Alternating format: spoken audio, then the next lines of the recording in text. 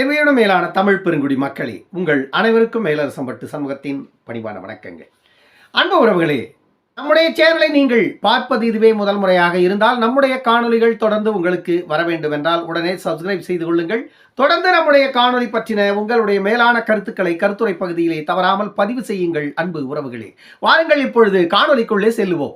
இந்த தேர்தலில் அதிமுக வரலாறு காணாத ஒரு வீழ்ச்சியை சந்திக்கப் போகிறது என்று சில கருத்து கணிப்புகள் கூறியிருக்கிறது. ஆனால் அதிமுக தரப்பை சார்ந்தவர்கள் என்ன சொல்றாங்க அப்படின்னா, அதிமுக 1.5 கோடி தொண்டர்களை கொண்ட இயக்கம், 2 கோடி தொண்டர்களை கொண்ட இயக்கம். 2 கோடி தொண்டர்களை கொண்ட இயக்கம் எப்படி ஆட்சிக்கு வர முடியாது போச்சு? 1.5 கோடி தொண்டர்களை கொண்ட இயக்கம் எப்படி ஆட்சிக்கு வராது போச்சு? அப்படி இருந்திருக்கலாம். 2 கோடி அல்ல, 1,40,00,000 தொண்டர்கள் வாக்களித்து தான் 2016 அதிமுக வெற்றி பெற்றது.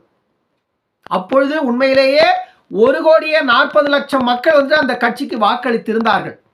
அது ஜெயலலிதாவினுடைய காலம். அரசியல் ரீதியாக ஜெயலலிதா அவர்கள் செய்த அநியாயம், ஊழல் எல்லாமே பெண் என்ற அடிப்படையில் அத்தனையும் மக்கள் மறந்து மீண்டும் மீண்டும் பெண்கள் ஜெயலலிதாவுக்கு பின்னாடி போய் நின்று வாக்களிச்சாங்க. அதன் காரணமாக தான் தொடர்ந்து இந்த திமுக செய்த அநியாயத்தை பொறுத்து கொள்ள முடியாத மிக பெரும்பாலான பெண்கள் ஜெயலலிதாவின் பின்னாடி பயணித்தாங்க. அதனால ஜெயலலிதாவுக்கு அப்படி ஒரு செல்வாக்கு இருந்தது. ஜெயலலிதா மிகப்பெரிய குற்றவாளி, அதில் மாற்று கருத்து இல்லை.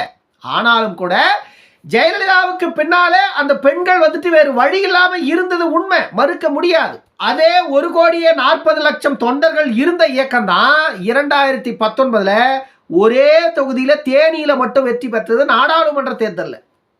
அதே 1,40,00,000 தொண்டர்களை கொண்ட இயக்கம் தான் 2021 சட்டமன்ற தேர்தலில் பாட்டாளி மக்கள் கட்சி கூட்டணி இருந்தும் கூட 62 தொகுதிகளில் மட்டுமே வெற்றி பெற முடிந்தது அதிமுகவால்.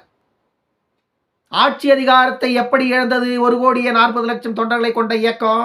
அது நேற்று இருந்தது இல்லைன்னு சொல்லலை, இன்னைக்கு இருக்குல்ல, அது உண்மைன்னு ஒத்துக்கணும். ஆனால் ஒத்துக்கிற மனப்பான்மை அந்த அதிமுக காரங்களுக்கு இல்லை. அதிமுகவை சார்ந்தவர்களுடைய ஒரே நிலைப்பாடு, இது 1.5 கோடி தொண்டர்களை கொண்ட இயக்கம், இது 2 கோடி தொண்டர்களை கொண்ட இயக்கம் அப்படின்னு சொல்லிக்கிட்டு கடைசியா 2024 பாராளுமன்ற தேர்தலில் ஒரு தொகுதியில் கூட அதிமுக வெற்றி பெறாமல் மண்ணை கவுகின்ற நிலைக்கு அதிமுக தள்ளப்பட்டிருக்கிறது. அதே போல சமீபத்தில் பிரசாந்த் கிஷோர் வெளியிட்டு இருக்கின்ற ஒரு ரிப்போர்ட்டை பார்த்திருக்கோம். தமிழ்நாட்டில் திமுக 17 19 தொகுதிகளை வெற்றி பெற வாய்ப்பு இருப்பதாகவும், பாஜக கூட்டணி 10 14 தொகுதிகளை வெல்லுவதற்கான வாய்ப்பு இருப்பதாகவும் கூறப்பட்டிருக்கிறது. திமுகவை அடுத்து தமிழ்நாட்டில் பாஜக பாமக கூட்டணி வலிமை பெற்றிருப்பதாக அந்த ரிப்போர்ட் சொல்லுது. அப்படி என்றால் இந்த தேர்தலில் ஒரு சில இடங்களில் அதிமுக வெற்றி பெற்றால் இருக்கின்ற இடத்தை தக்க வைத்துக் கொள்ள வாய்ப்பு இருக்கிறது அதிமுக. ஒருவேளை ஒரு தொகுதியில் கூட வெல்ல முடியாத ஒரு நிலைக்கு அதிமுக தள்ளப்பட்டால் அதிமுகவின் அஸ்தமனம் தொடங்கிவிட்டது என்றுதான் சொல்ல முடியும். ஏனென்றால் வீழ்த்தப்பட முடியாத சாம்ராஜ்யங்கள் என்பது உலக வரலாற்றிலேயே கிடையாது. எவ்வளவோ பெரிய சாம்ராஜ்யங்கள் எல்லாம் இந்த மண்ணில் விழுந்து போன வரலாற்றை நாம் பார்க்கிறோம். மக்களுக்கு எதிராக ஒரு இயக்கத்தால் தொடர்ந்து செயல்பட முடியாது. அது திமுக விதிவிலக்கு அல்ல. இன்று அதிமுக விழுந்தால் நாளை திமுகவின் வீழ்ச்சி தொடங்கிவிட்டது என்றே அர்த்தம். திராவிட இயக்கங்களுக்கு முடிவு கட்டியே தீர வேண்டும் என்று தமிழ்நாட்டில் 50 விழுக்காடு மக்கள் இருக்கிறார்கள். ஆனால் அந்த 50 விழுக்காடு மக்களும் ஒரே இடத்தில் இல்லை. அதுதான் பிரச்சனை. விசிகாவை நம்ம எந்த லிஸ்ட்லையும் சேர்க்க முடியாது. விசிகாவும் திராவிடமும் ஒண்ணுதான். ஏன்னா திராவிடத்தின் அடிவரடி தான் விசிகா.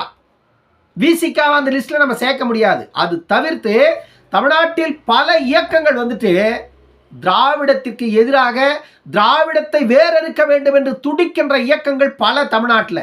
ஆனால் அத்தனையும் தனித்தனி டிராக்ல போயிட்டு இருக்கிறதுனால தான் இந்த திமுகவும் அதிமுகவும் தப்பி பிழைத்து கொண்டிருக்கிறது. சில நேரங்களில் அவர்களையே இவர்களுக்கு உடந்தையாக்கி கொண்டு மீண்டும் அவர்கள் அதிகாரத்திற்கு வருகின்ற அந்த பழைய கதையெல்லாம் நம்ம பார்த்துட்டு இருக்கோம். ஆனால் மீண்டும் அப்படி ஒரு நிலை தமிழ்நாட்டில் ஏற்படுவதற்கான சாத்தியக்கூறுகள் குறைந்திருக்கிறது.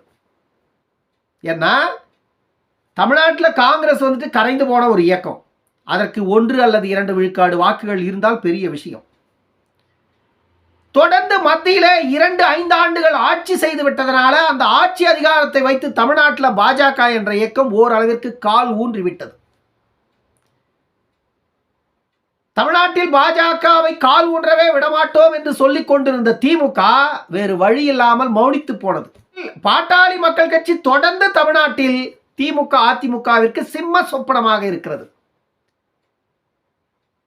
இப்படி இந்த இரு இயக்கங்களும் ஒன்றாக கைகோர்த்ததால திமுக அதிமுகவிற்கு நிகராக சம பலத்தோடு அந்த இரண்டு இயக்கங்களும் தமிழ்நாட்டில் வலிமையா வந்துடுச்சு. அதிமுக 20 விழுக்காடு வாக்கு பெறும் அப்படின்னா, திமுக ஒரு 30 விழுக்காடு வாக்கு பெறும்னா, பாஜக பாமக கூட்டணி ஒரு 20 விழுக்காடு வாக்கு பெற்றால் தமிழ்நாட்டினுடைய நிலை என்ன ஆகும் 2026 யோசிச்சு பாருங்க.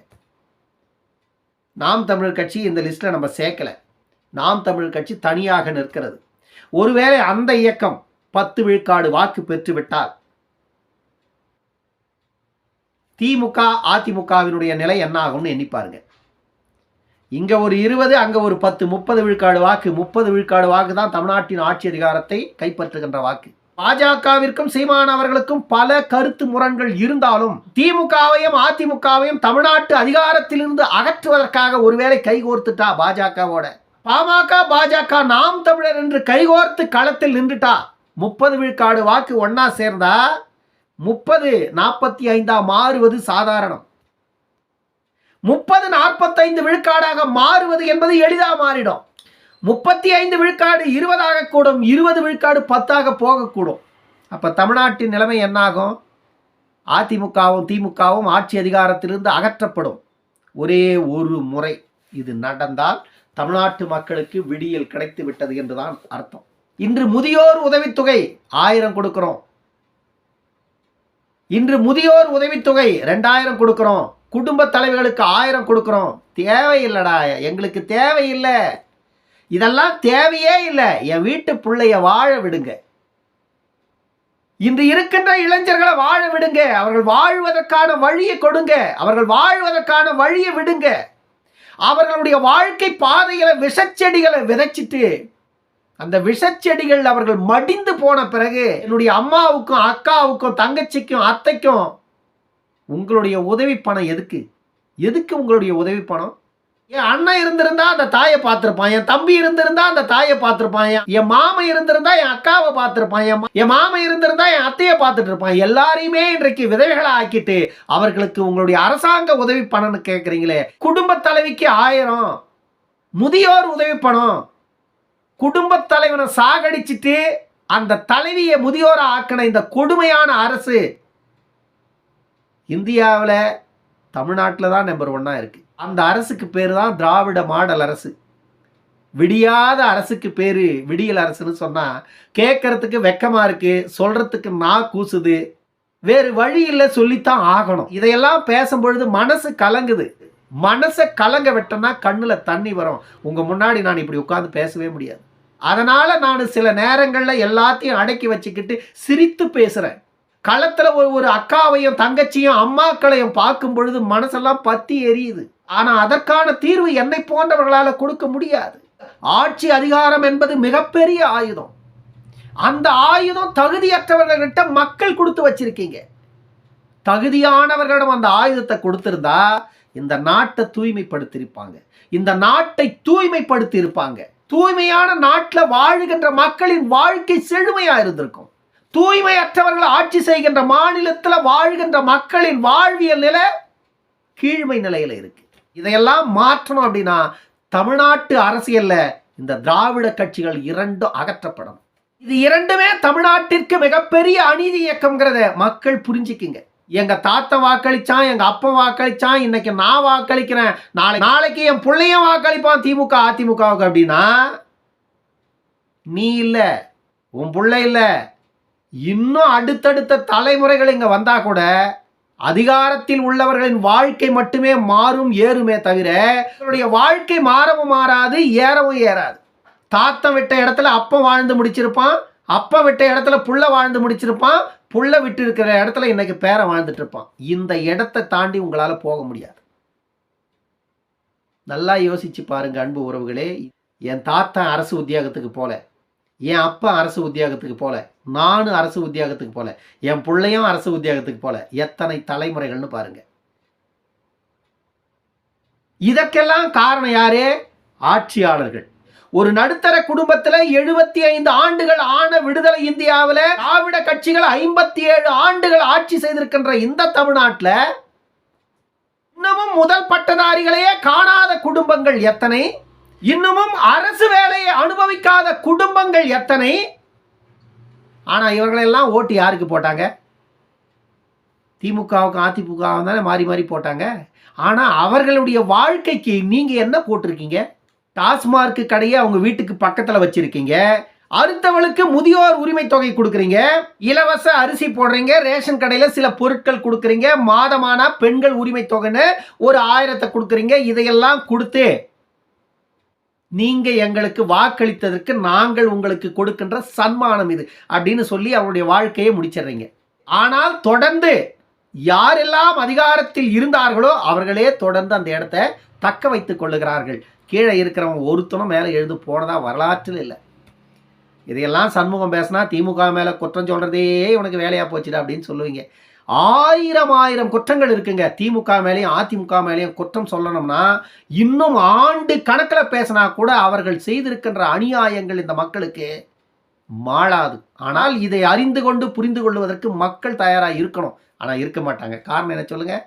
திமுகவிற்கு அவர்கள் எழுதி கொடுத்திருக்கின்ற அந்த அடிமை சாசன விலங்கை உடைத்தெறிந்து விட்டு அவர்கள் வெளியே வரணும். வெளியே வந்தால் மட்டும்தான் நம்ம சொல்றது அவங்களுக்கு புரியும். இல்லைன்னா நான் வந்துட்டு அவங்களுக்கு எதிரியாக தான் தெரிவேன். இன்னொரு காணொலியில் சந்திக்கும் வரை உங்களிடமிருந்து விடைபெற்றுக் கொள்வது மேலரசம்பட்டு சண்முகம். நன்றி, வணக்கம் அன்பு உறவுகளே.